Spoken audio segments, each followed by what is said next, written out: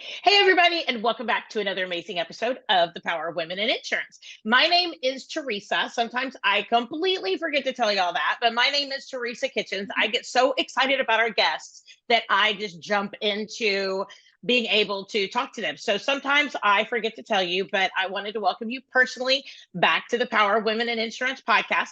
And today we have a good friend of mine, Jessica, and she is halfway across the country from me. I'm in Texas. She's up in Washington, but we rub shoulders quite a bit in a lot of the same circles, in a lot of the same areas, a lot of the same communities. And she is doing amazing things. She's got a beautiful family if you check her out on Instagram or online.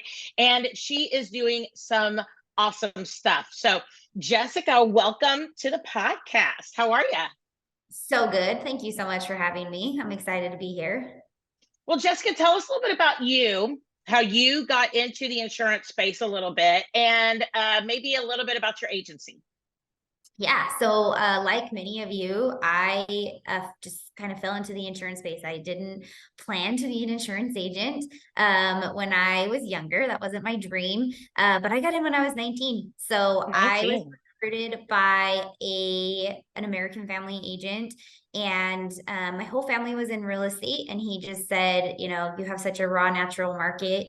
I'd love for you to come and do some sales. And so I started out as a CSR at American Family for a short period of time, and then started selling. And then I started my own agency with American Family and did that for a few years, transitioned to leadership, and then decided that leadership wasn't the right path for me to continue on, and wanted a bit more control over the business aspect and, you know, call my own shots, and then launched PCRG Insurance, and an independent brokerage. And that's where we're at now.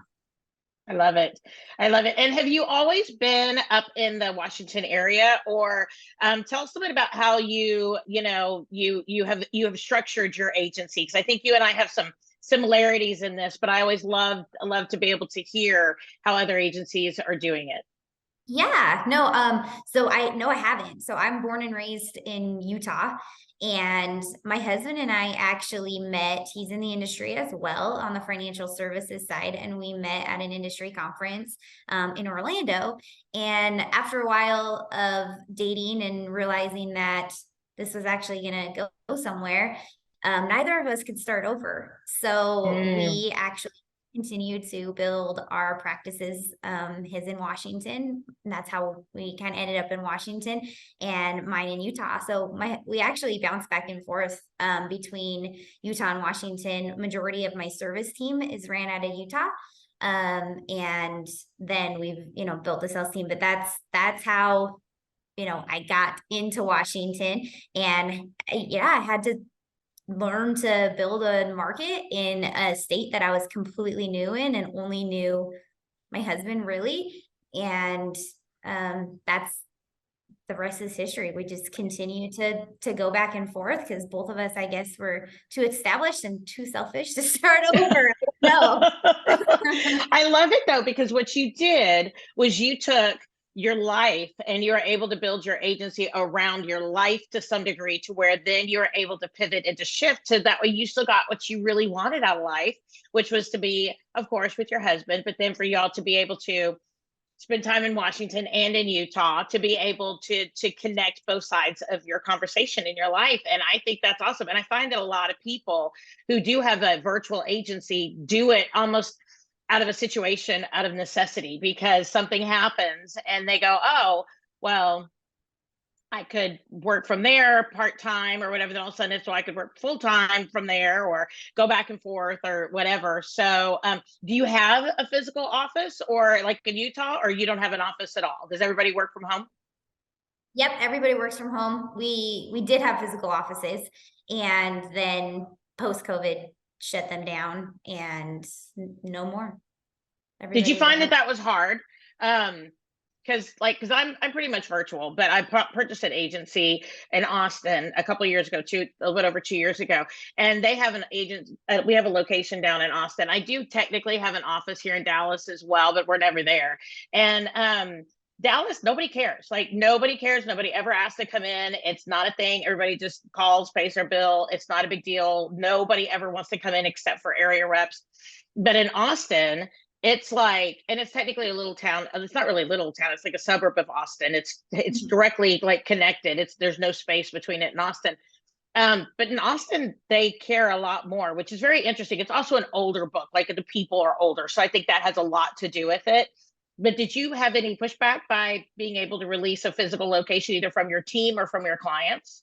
Definitely not from my team. My team was thrilled. The spaces that we had were more touchdown spaces, and nobody had like their own designated office or anything like that. And so it wasn't a routine for them to come in. They maybe had, 1 or 2 days a week that they would come in. And I think because of that, because we were really by appointment only, we didn't have a tenured book because we started scratch, at least in Washington in 2016. So we didn't have a tenured book that was used to coming in and paying. So we did set the presence that we were an online office, even though we had those touchdown spaces for certain clients. So we didn't go through the growing pains of transitioning to fully remote, that I would assume some like a seasoned agency that has an older client base, or they've just been operating like that for many years. I think that would be a much bigger challenge. Because you're not only, getting rid of your office space, but you're retraining your book of business essentially to do business differently. And we didn't experience that. Yeah. So we haven't had too many problems with it. And honestly, it's only like, I don't know, maybe one person a month, maybe, that even asks if they can come in. So it's not really that big of a deal, but it is one of those things where certain people care, I guess. Yeah, when we do get, because we specialize in the high net worth space. And so we do get clients that say they want to work with an agency, a local or a physical office. And if they're not okay with us going to them and doing, an inspection of the home, a meeting with them in person that way, we simply just have to tell them that we're just not going to be a good fit, because we know we're going to end up losing that business anyway. So it has come with, we have lost some at-bats by not having a physical office. Yeah. And I almost feel like give it another 5 years and people are going to be super accustomed to the whole virtual office anyway. I mean, there's so many businesses that have, like after COVID, they haven't gone back into in-person. There's so many, like my daughter-in-law worked for Fossil for a number of years, like, the jewelry company, whatever, the retail store. And they went virtual, well, during COVID, and now they're back 2 days a week. So, I mean, they're still not 100% back, right? Same thing with a lot of other companies, even outside the insurance space. So I think we're going to find that it's not that big of a deal. And a lot of people are going to release that expectation, I think. And I think hopefully we'll see that here in the next 2 years, because we're post COVID, but at the same point, people are still asking that question. Are we going to go back to the office? Are we not? And some companies are, and some companies aren't, and some companies are hybrid and everything. But I do think it's changing our workforce. I think it's changing what people want and what to expect. And most definitely the questions we have to ask while interviewing, and even the type of person we need to be able to pick because of that kind of an environment.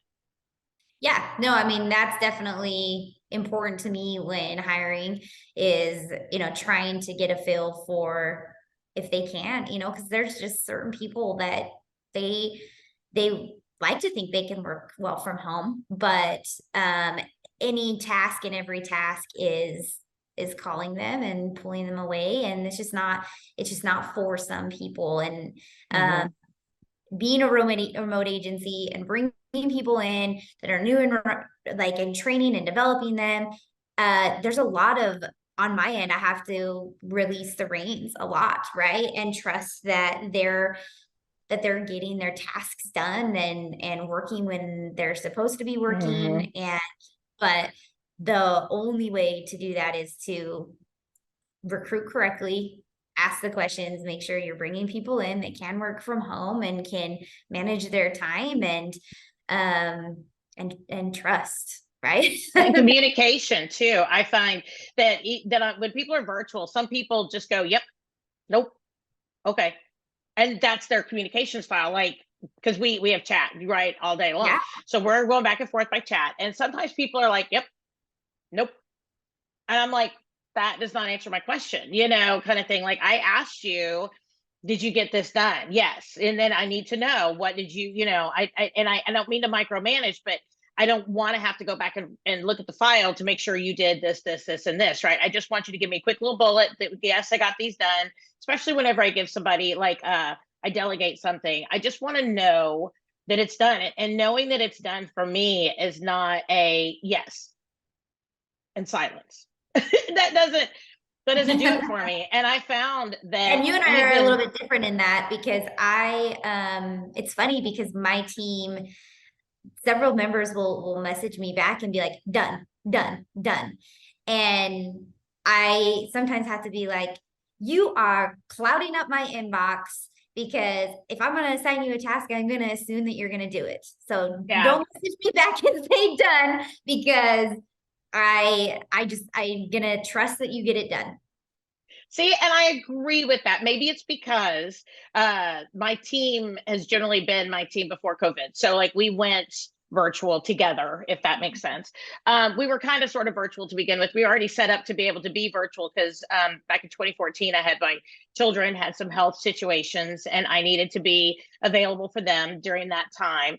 And so we've already had the Ring Central app on our phones, and we were already working off of a laptop so that we could take it with us and I could work wherever I needed to go. And I think it was just using people that were used to that physical presence in the office, that then when they went virtual, I assumed some things were done a couple times and things weren't. And I have learned that this person may tell me it's done or may not even communicate with me, but this person specifically wasn't doing all the steps to get all the pieces done.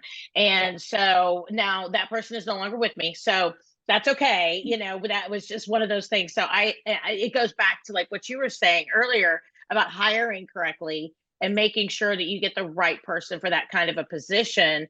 This person was great in the office, but virtual was very challenging to me as a leader. I guess that's kind of what I was trying to say. It takes a special person to be able to do the remote thing and communicate correctly.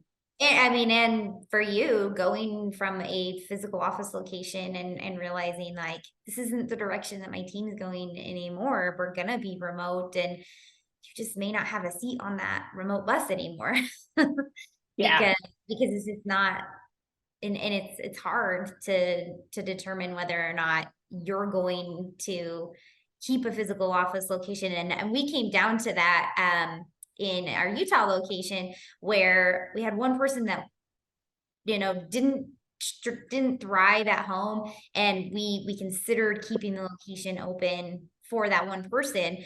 But cost breakdown just didn't make financial sense, to have one person going in the office to work when everybody else didn't step foot in there for 3 months at a time.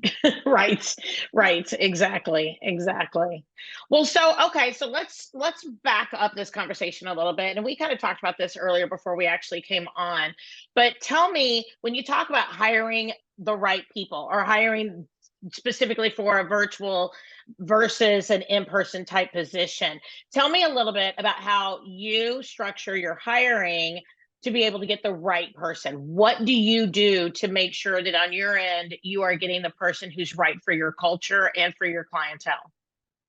Yeah, so that's a great question. I do the initial like 15, 20-minute interview and it really depends on whether it's a service position or a sales position, because our agency is completely siloed into the two different divisions and what I'm recruiting and hiring for.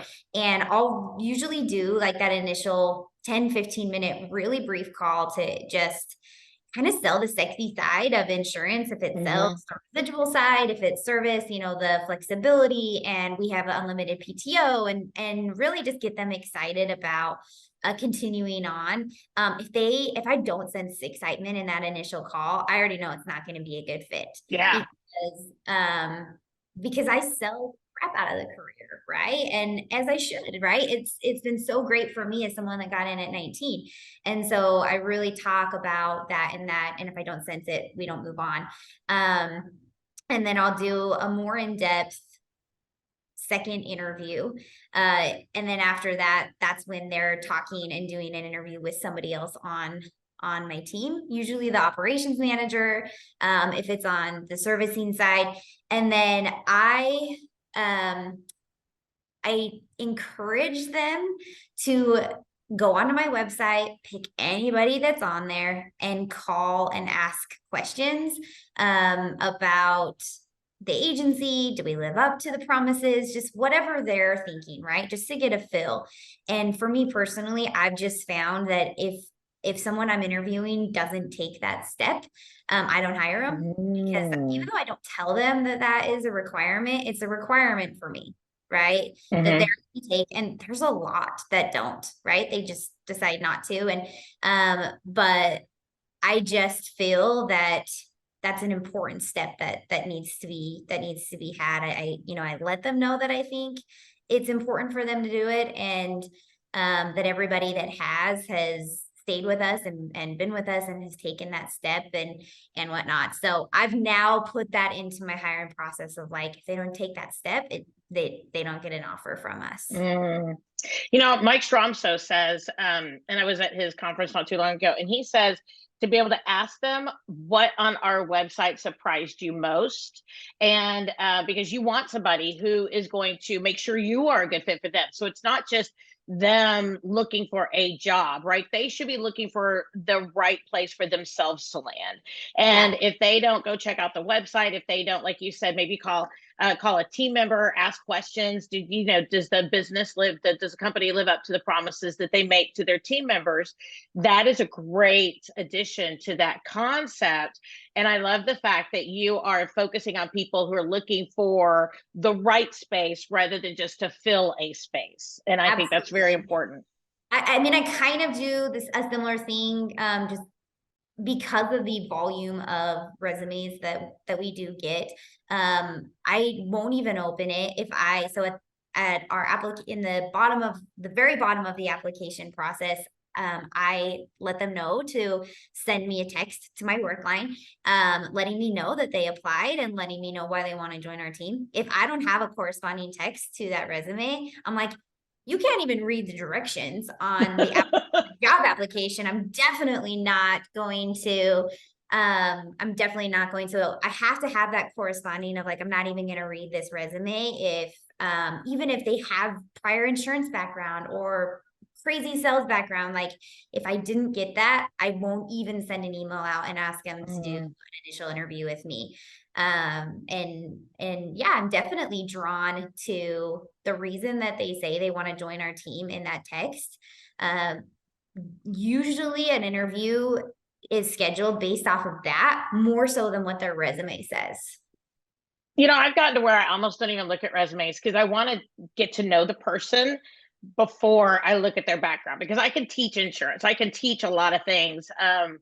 I do care if they have experience down the road. Like I care overall, but I don't know, especially in the first like 2 or 3, like the first like at least the first interview or 2. I'm not going to go all the way to 3, but I don't know that I care more that they're a good culture fit and that they are going to be really good for the team and really good overall. And then I'll go down the road of being able to like look at their their resume and their work history and all that, because I want to be able to feel that they're going to be really good team members before I worry about whether or not they know how to do a certificate of insurance.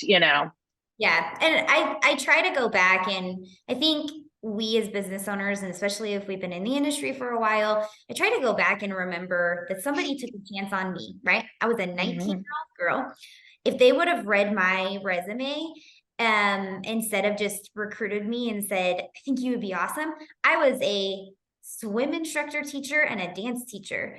Like nothing of what, if I opened that resume now, I would probably delete it and move on. And so exactly what you're saying of like, okay, like, let's see if they're a cultural fit. Let's see if they have the skill set, because like I said, I have to remind myself that like, well, somebody ignored that on me, and look where I'm at now, right? They looked past that and saw, wow, she has the personality and the traits and the market and all of that to be really good at this, and saw something Mm-hmm. that I didn't even know to look for in myself at night. Mm-hmm.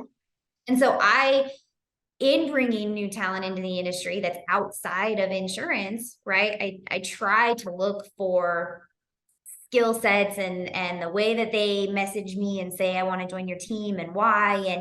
And then even more so, always looking for people that I'm like, that they impress me, even if it's a server or at a finance, a dealership or something like that. If I'm like, wow, I was really impressed by them and they would be super good in this industry, I'm going to, Mm-hmm. right? I'm going to tell them to come and talk to me. And by far the best people on my team are not applying from an Indeed job. They're people that I was like, you need to talk to me. You need to hear what I'm doing and why you would be a good fit. And I mean, I've already pretty much made a decision on them before. So yeah, it does change a little bit. It's more me selling them on the career sometimes than the other side. Yeah. Yeah. So, okay. So let's say you get somebody that you really connect with, that you feel like is going to be really good. Let's say that you see all the traits of a really great salesperson in them. What if they have no insurance experience? What if, like you said, they work at a dealership? What if maybe they work at Starbucks and they're just a really great, I mean, Starbucks does pretty well actually with all their benefits and financially and everything. But what if you meet somebody? What if they have no insurance experience? I know you said that you like to be able to sell the industry, the career, the flexibility, the longevity of it. Tell me what you do to be able to bring somebody into the industry who does not have the experience in the industry directly. You mean to get them to like even get an interview with me, talk to me about it? Well, Or no, just beyond the interview. Let's say you agree, you hire them, right? yeah. What is kind of your process to get them up to speed to being able to be a really strong team member and to be profitable for your agency? Yeah. So the phrase that I use all the time is, and I use it with them and everyone else, like, if you put product and underwriting over marketing, the person that you bring in, and we're talking sales specific, right? Producer specific, you put that over marketing, your producer is always going to put underwriting and service and how to quote and all of that above marketing. So when we bring them in, we're only teaching them how to grow a book of business. We're training them on the sales side, how to market, how to fill those funnels, how to build out their referral partners and center of influence. And that is 100% what we focus on. We don't train on any of it until just-in-time training, right? We will train you when you have a live account to quote and to propose, but not a day before that, right? Because if you have super bad call reluctance and I can't even get you, and I just invested 3 months on teaching you how to underwrite an account, but then you can't even get an account in front of you, I just wasted 3 months of my time when you're never going to make it. Yeah. Right. So I'm gonna put the pedal to the metal. I'm gonna make sure that you can go out and get the business, and then I'll teach you how to do insurance. But you have to be able to market in this career. You have to be able to talk to people and bring it in well before you need to understand how to do insurance. Does that scare the people that you're training though? Because do they maybe feel like they would get in a situation where they can't answer questions? Or how do you help them kind of get over that reluctance of feeling like this is new? Maybe I don't have all the pieces to my puzzle. How do you help them to be able to move forward without having all the pieces there? Because I think that as an employer, I worry that my training almost needs to be really, really thorough, and I need to have a full outline, and they have to have a binder, and they have to have this, that, and the other, right? And then you have a table of contents that shows them on this date they will learn this, And in Yeah. my mind, I'm supposed to have this structure and this whatever, but how do you tell them that you're going to be working real time, boots on the streets with them, teaching them, because insurance is one of those things, especially depending on which avenue you go, personal or commercial, it's different every day. And you're going to get different questions every day. I can't train for all the questions that somebody may end up getting, right? Like I can't do that. So the very first day is a full day based off of mindset and mentality, right? And understanding that I've been in this industry for 15 years, and every single day I get a question that stumps me, right? Mm-hmm. That I'm like, I have no freaking idea. But I know who to go to, and I know how to find the answers. And so changing the mindset shift of, you have people behind you that can help you find the answers and to answer any question. We just want to learn how to teach you how to market, right? First, mm-hmm. You're going to learn a lot. You're definitely not going to learn it all, because like I said, I haven't learned it all. But we're going to arm you with just enough, right? Mm-hmm. Just enough to fill. And so we still have that structured training that you're talking about, where you're saying I have to have the binder and I have to know what day one looks like and day two looks like.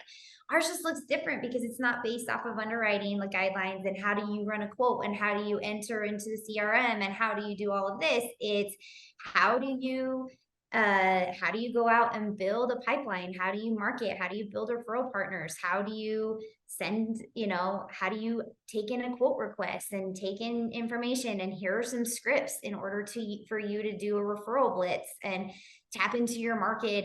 And so we do have structured days. They're just not focused around, they're focused around marketing. That's on the sales side, right? Service side looks a lot different when we're onboarding somebody. And that's really just having built out a really strong like Loom library or training library to access policy changes. And that is something that we're revamping right now anyway. So that everything is consistent, but it is just taking the time to have your service team build that out and really having a tight-knit service team that they can train and ask questions and kind of help own that training and development. Yeah, and support each other too. So, I think it's really important to tell them to ask each other questions, rather than always coming to me. Don't come to me necessarily. Go talk to Sally or whoever it is in the office, right? Because I can't be that and get involved, with all the answers. I can't be it. Yeah. So this would have been November of last year. I just kind of I was that person as that agency owner, and it's only been a year, but it's been a life-changing year. I was that agency owner that would just automatically answer, right? And I never could shut off because my team I was the crutch. They would ask me a question, I would answer. They would send me something at 9:00 at night because they happened to be working and catching up on quotes and were stuck on something. And I was caged to my cell phone, right? And constantly. And so I had to set boundaries and have conversations with my team and say, your access to me is going to change, right? These are the hours that you're going to get me. You have a weekly one-on-one with me to come prepared with a bunch of questions. And then you also have a series of places that you have to go before you now come to me. And if those steps haven't been taken, then you're going to get an answer from me that you don't like. And it's been so hard for me to set those, but it's allowed me to be able to focus on other sides of the business and even just have happiness in my career again, right? I was definitely on the verge of burnout, and it was purely just because I was on 100% of the time, and I was available to everyone on my team, right? And so when my team at that point was like 18, it was constant. So absolutely, crucial conversations that had to be had, and I'm glad they happened. And did they take that well? Like, did they make that transition well, or did you have to kind of put your foot down a couple times and teach them specifically, like, remember, we had this conversation. Yeah, no, it was a little bit of blend of both, right? There were some people on my team that were like, totally understand. And I hate when, and I had to adjust things myself as well, right? Oh Because yeah, yeah. I would also, I mean, I was also the person that would send a message out to at 9 o'clock at night. And the people that I probably done that to understood a bit more, where they're like, well, I hate when you do that to me too. I'm like, you're right. You're right. I need to Right. set those same boundaries for myself, even though it's a big deal. There's nothing that can't wait. So there were team members that accepted it and had no problem with it. And yeah, there were definitely team members where my response had to continuously be, have you done this? Have you done this? Have you done this? Come back to me when you have, or not giving them the answer, but giving them where I knew they could go for the answer. Right. So I'm not going to give you the answer. I would even tell them, like, I'm not going to give you the answer because I know you can go find it, but I would encourage you to reach out to so-and-so underwriter, right? Or redirect them back instead of just be like, yeah, this carrier has this guideline, and and Right. that's what I would do, right? And I mean, I would obsess, just my personality. I'm a fix it quick person. And so it would be like, hey, I'm having a hard time finding an appetite for this. And I mean, I would jump it in the evening and go look at appetite guides and be like, oh, like it looks like you can go here, here, and here. And so it really was, it's been a good thing for me and for my team, right? Setting boundaries all together for everyone. Yeah, yeah. No, I like that. I like that. And I know that I'll tell people on my end, I'll tell people, oh, go ahead and call the carrier or whatever. But here's the answer. Ha! I can't do Yeah. that. I think that going back to what we were talking about, changing to a remote environment, I think many industries deal with the fact that when you are remote, business never shuts off, right? And that's Yeah. something when you're in an office and you lock the door at 5, 6 o'clock, you're done. You don't have access to your computer and you're not calling. But now it's in the other room and it's easy to hop back on. And so we have that, definitely, that there's so many positive sides. That's the downside, was that it was too accessible to Yep. hop back on, and we all stopped respecting each other's boundaries, clients, and whether it's your employees or clients or whatnot. So that's been a big challenge. Have you found that people that you bring in from outside the industry are, how do I put it?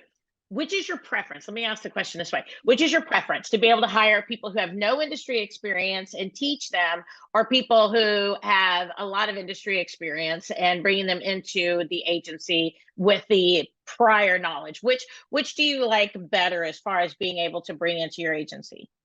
Yeah, so I guess I would say I'm in between. I definitely don't like bringing somebody in that is super experienced, and try to change and bring in those, not, I wouldn't say bad habits, but just completely change how they've been doing things.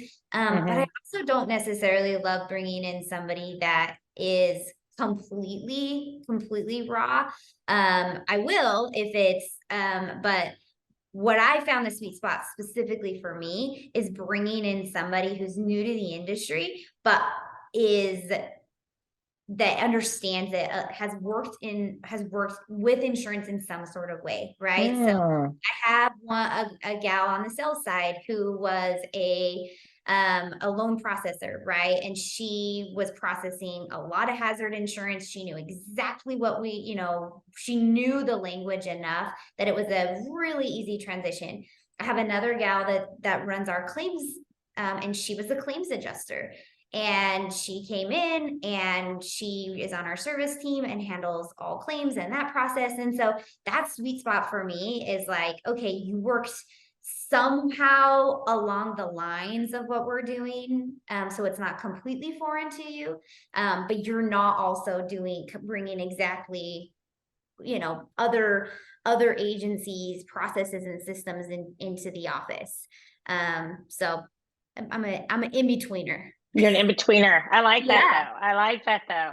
But I like the fact that you hire with synergistic industries. So like you said, maybe a loan a processor for a loan officer or whatever, somebody who knows a little bit about the industry, what the goals are, right? Like where does this apply and why is it required, right? And I like that because you're not, like you said, they're not completely cold turkey, but at the same point, they are already kind of one foot in the door, ready to kind of rock and roll. And plus, probably a lot of those people have connections to referral partners that they can go ahead and pretty much hit the ground running, being able to get some good stuff moving and be able to be successful. Because I know that marketing, building up that pipeline is one of the hardest parts, and maintaining it while writing business, while blah, blah, blah, blah, doing all those other things too. How do you teach team members to balance that? To balance. The recruiting, the referral partners, the marketing and all that, and then also getting the work done, because I know you said y'all do separate out your sales and your service. I think maybe what I'm asking is a little bit more of an image of what that looks like. Do they go on out, they get the information, they send it off, does the service quote it and then bring it back to them, or are they doing their own quoting, are they doing their own searching for markets and so forth? Yeah, so I guess start from the top, and how to balance the marketing, right? So we have 3 funnels that are expected to be filled. The first funnel is what you bring in personally. The second is what the agency sends you, right? And that would be, if it's a website, an internet lead, or if it came from a financial advisor from firms that we partner with, or and we're sending it to you. And then the other would be joint work, right? So we expect that our senior agents are tiering their book, and they're passing, their tier 3 and tier 4 clients to a junior, and that there's an expectation that seniors are passing, and that because they're probably not going to close that business because they're focusing on much larger accounts in tier 1 and tier 2, and then that juniors are taking the business that is being passed. And so those 3 funnels are expected to be filled. And then we did try to have the service team, somebody on the service team, we had a quoter that would run the quotes, send them back. The problem was that it was actually not for us. It wasn't time efficient at all, because what would happen is if they aren't quoting the account, especially in the high net worth, they then have to go and familiarize themselves with all of the quotes, and they might as well have just quoted it themselves, because now they have to go and look at everything and how it was structured in order to do a video proposal or to do an in-person meeting.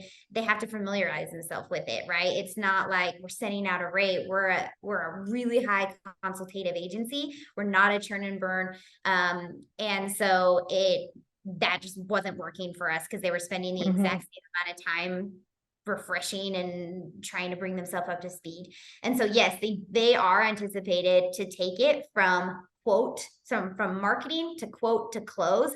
And then once it's been closed and that new business checklist has been processed, it moves into the servicing division. They process all of the signatures, all of the underwriting, everything that needs to be completed, and then the servicing from there on going forward.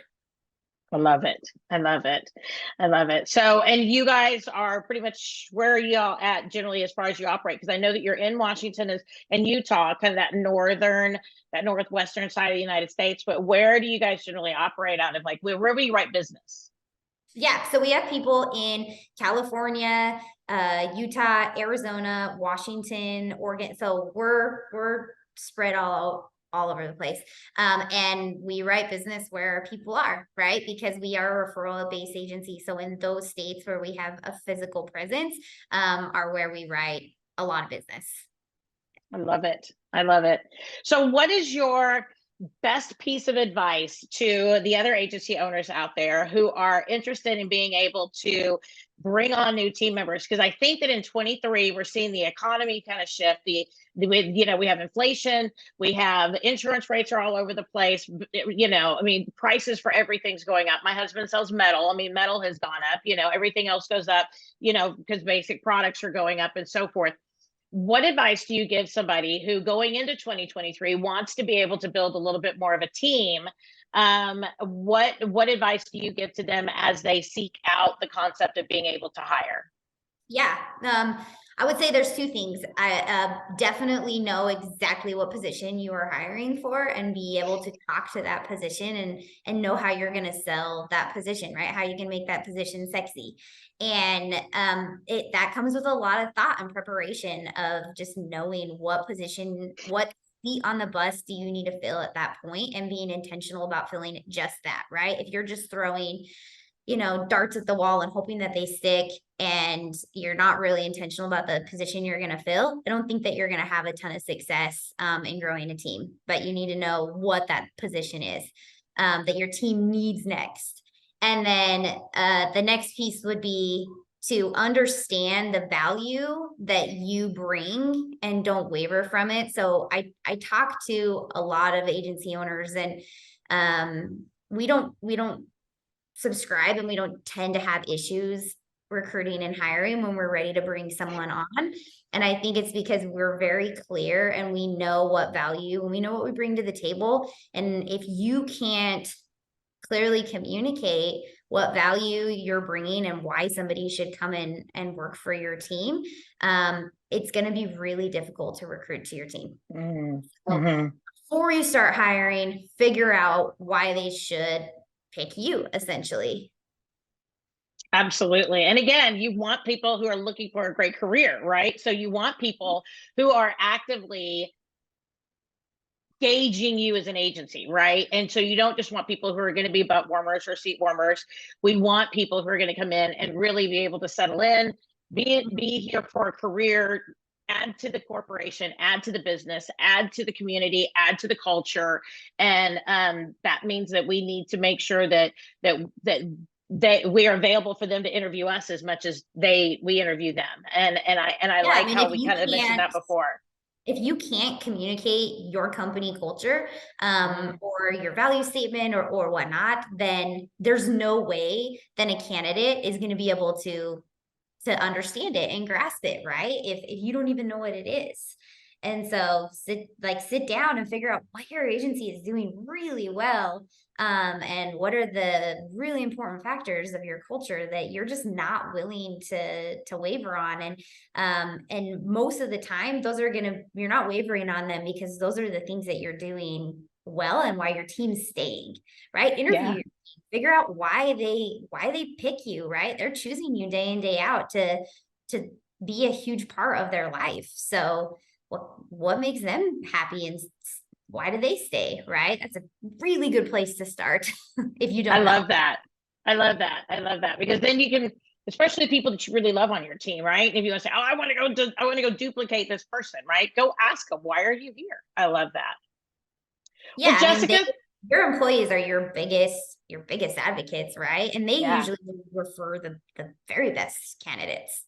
So True. And they know each other and they know what's required to be able to get the job done. So for them to be able to say, hey, and they got a little skin in the game too, that if, they recommend, Sally to come work for you and Sally doesn't do a good job, they want Sally to do a really good job for a lot of different reasons, but also because, they're part of your culture and your team and they want to share that with their friend or with whoever it is that they've worked with. So I love that.